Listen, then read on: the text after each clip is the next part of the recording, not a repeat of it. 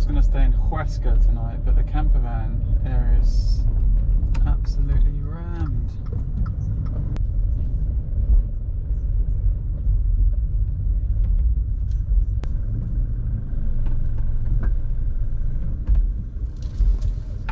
There's just nowhere where I belong.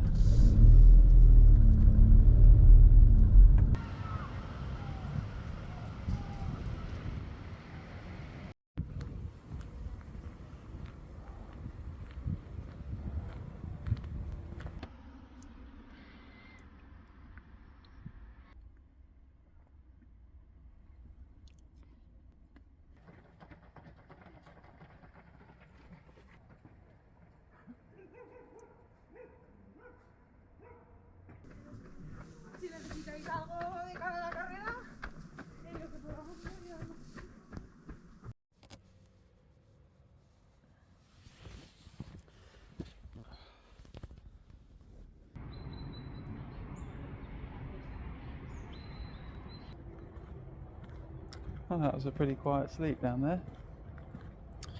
It is next to some kind of a college or government building, so people have been arriving since 7.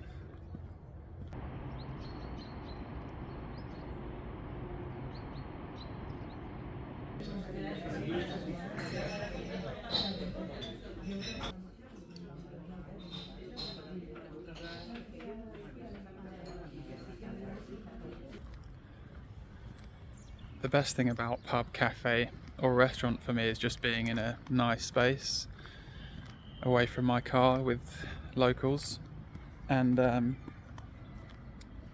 that kind of hotel cafe, beautiful space, and €3.40 for coffee and breakfast, and I can stay for a couple of hours, no one minds, so much better value than going out to eat in the evening. A couple of blunders though.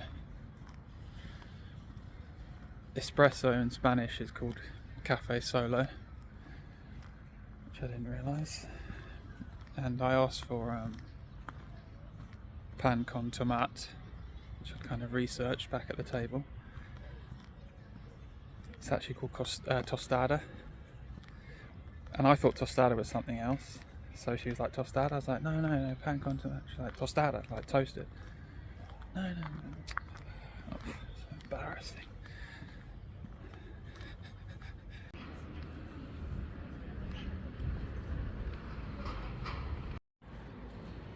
This is a very nice urban space around Huesca. Very clean. Nice little detailing.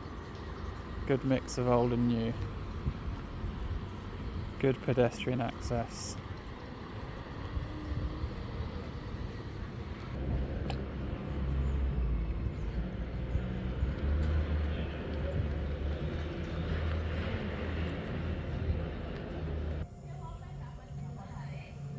€6.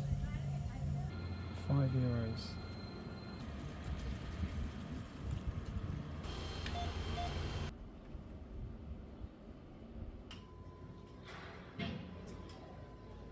Last chance.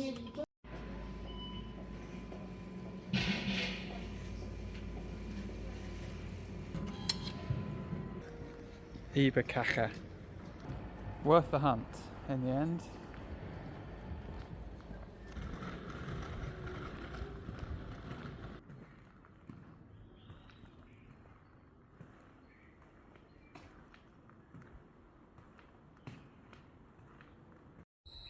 So these older looking ones were carved in the 12th century, and then these newer ones in the 19th century, and they all tell a different story about Jesus and other Christian events.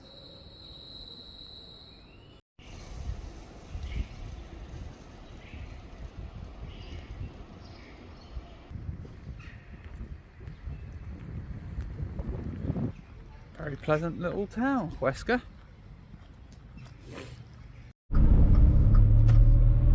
€1.54 a litre of the 95 unleaded. just down the road at Bonera, we've got €1.34 or €1.35 a litre for their unleaded. You really got to shop around. I mean, I remind you that it was $1.75 in France, so I don't even need petrol, but at these prices, it's worth just topping up.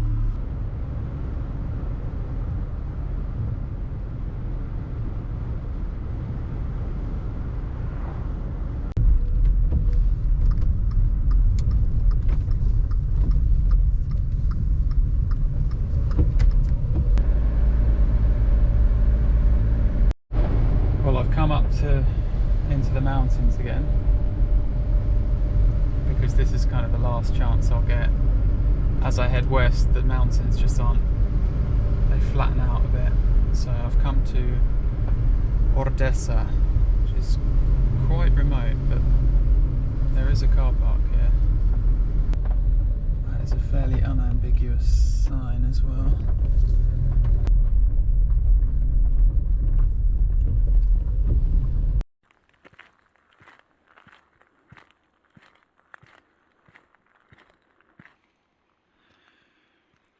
This is the mountain I'll be climbing tomorrow.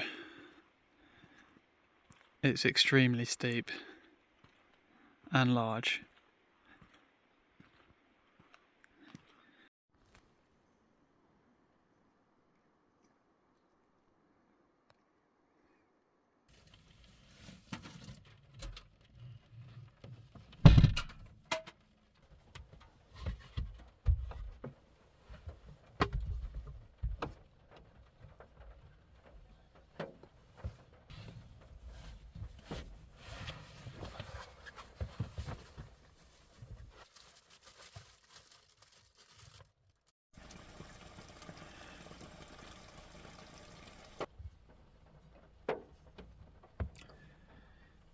The thing about winter car camping, just make a big bean stew, reheat it for 3 nights, and it's not like pasta that goes soggy. This is getting better.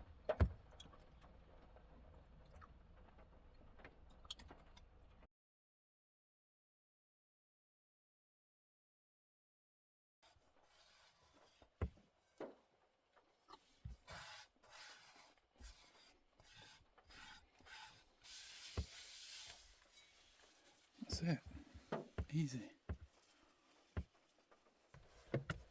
And I was worried coming all this way up here it would be really cold, but it's mild.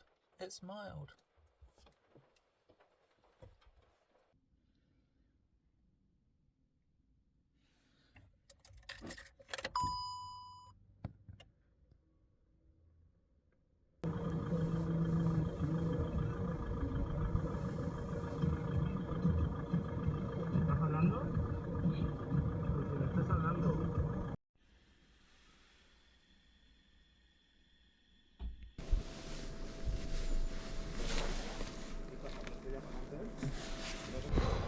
Well, good morning. Only one thing to do. A couple have just set off in front of me. By the looks of things, they're going for the big boy. But 20 kilometres, 1,200 metres of elevation, so it's a decent day hike. Conditions are ideal.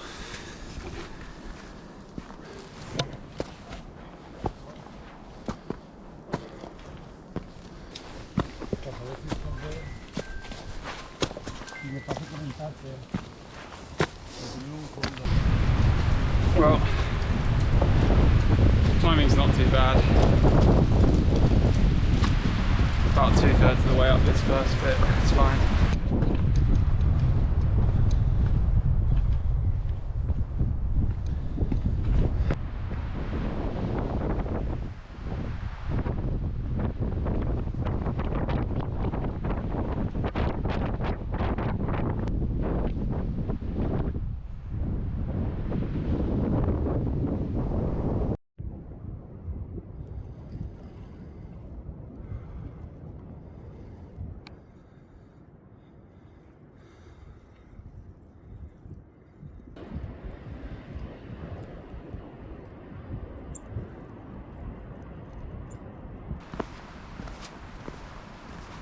First glimpse of the morning sun, and it's nice.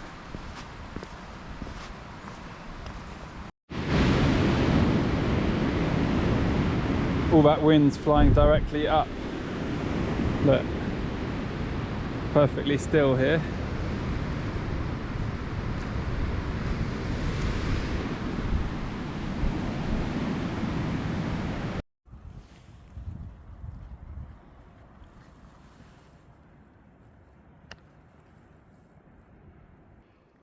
Making my descent down into the valley now, where I'll pick up that path on the way back.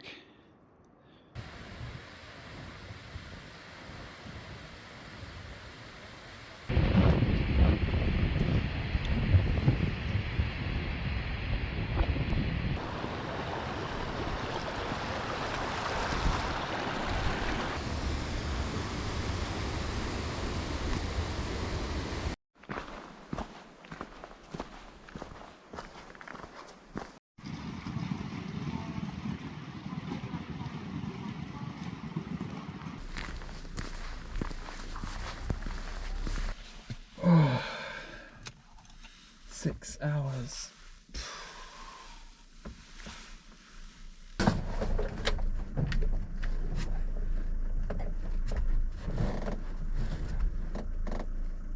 Got the heaters on, got my space. If I was doing a multi-day trek like the Appalachian Trail, trying to do a tent with cold fingers if it's raining and then getting up to wet, soggy clothes, that was perfect. And that was the longest I've ever taken between buying crisps and eating crisps, saving them for this little treat when I get back.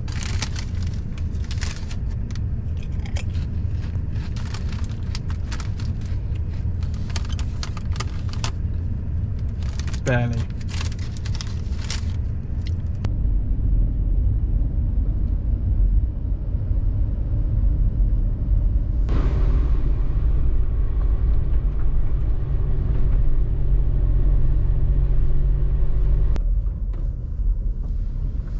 Bit slopey. Bit slopey here.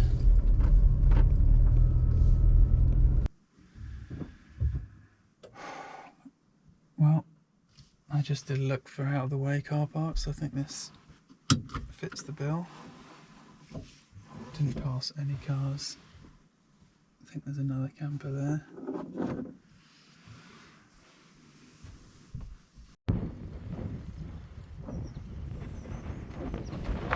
Not sure what this place is. Old abandoned restaurant, I think. Maybe it's open in the summer.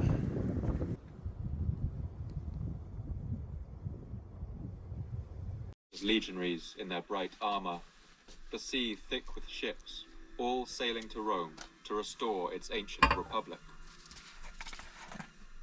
But Albinus would not succeed. Despite being popular in Gaul and amassing a vast following, to set the scene, we have to imagine the winter of 367, on the Roman garrison at Hadrian's Wall. Letters these soldiers wrote at the time include complaints about the cold that bit at their feet every day, the lack of holidays and not enough beer provided in their rations. It's often said that history repeats itself.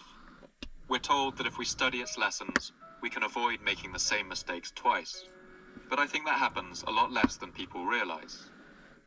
Events are so complex that nothing ever really happens the same way twice. But just occasionally in the flow of history, you do get these eddies and whirlpools, where it really does feel like people keep doing the same thing over and over, like the rerun of a movie we've seen before. And if Magnus Maximus had been a reader of history, if he had read the story of that previous governor of Britain, Albinus the White Tunisian, and his ill-fated march on Rome, he might have done things a little differently as the 4th century entered its final decades.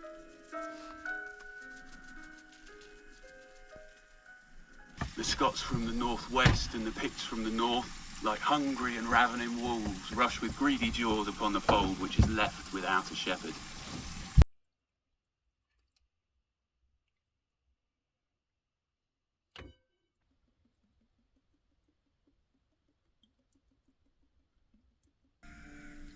By the end of the 5th century, London was deserted. It was now an uninhabited ruin, a city of ghosts, sinking into the marsh and mud of the river.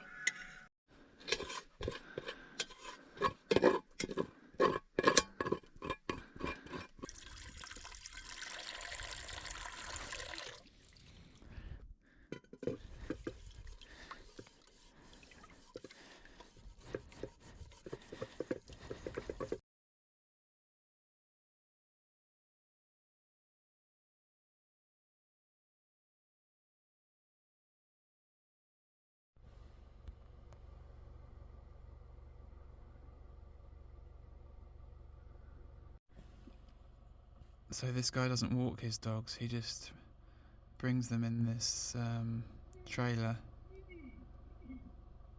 lets them out, and then just sits in the car.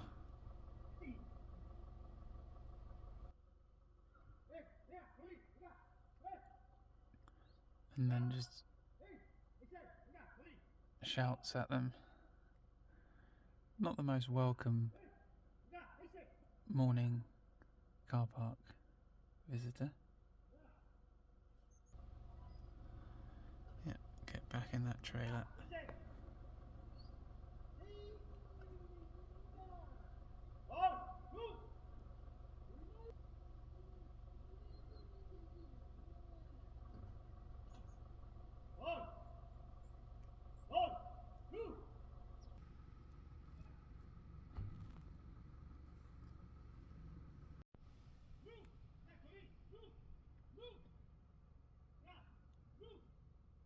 A peaceful morning, somewhat ruined by this shouting Spaniard.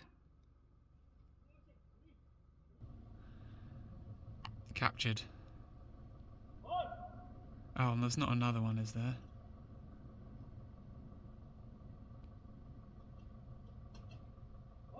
Oh, there is. There's another one somewhere. Final dog has appeared. He is completely indifferent to its owner's shouting antics.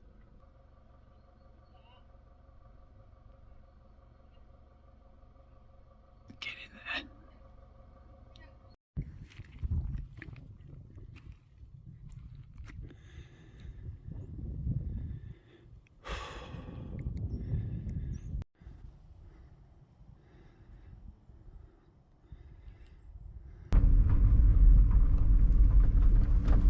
See, in days gone by, I would just fill my water up from there without thinking about it, but now, since my parasite incident, I've lost trust in random water sources, unfortunately. I don't think I can ever go back.